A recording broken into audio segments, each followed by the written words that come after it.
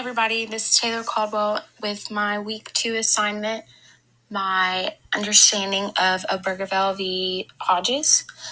First, I would like to state that this is an incredibly moving opinion. I've always been enamored by this case, and I'm glad I've finally taken time to read the opinion in its entirety, because almost every other line is something that is just absolutely amazing, in my opinion. Even in the dissent, I think it's incredible that people can have such differing views on stuff, and justice prevails.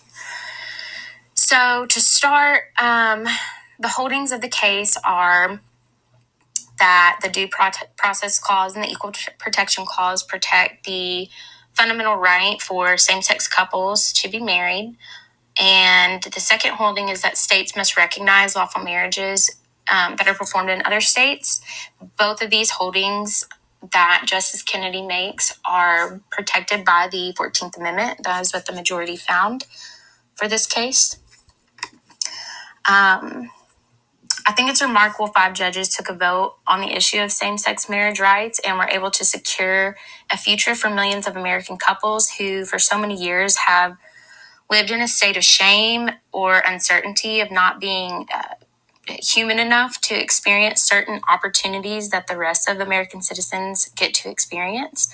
To summarize my understanding of why the majority ruled in favor of this case is that same-sex or opposite sex, we are all Americans who have the freedom to marry any person we deem fit for the prosperity of our futures.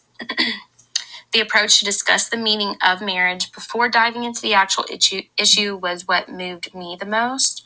Over and over again, Justice Kennedy mentions marriage in the context of the purpose that it serves to the person, the family, and to the community, with the reliance on Goodridge v. Department of Public Health.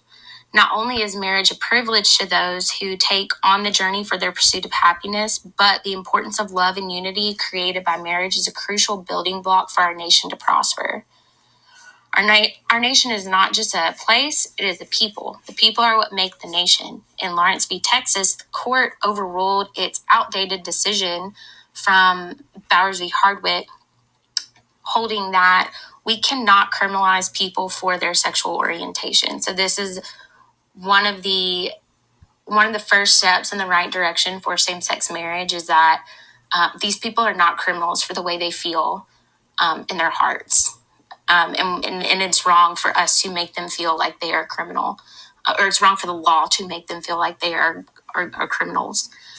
By the same token, in an attempt to define and protect marriage as a union between a man and a woman, since there is no definition that we rely on for marriage, DOMA, which was passed in 1996, it was deemed unconstitutional in U.S. v. Windsor, which Kennedy uses to cite in this opinion.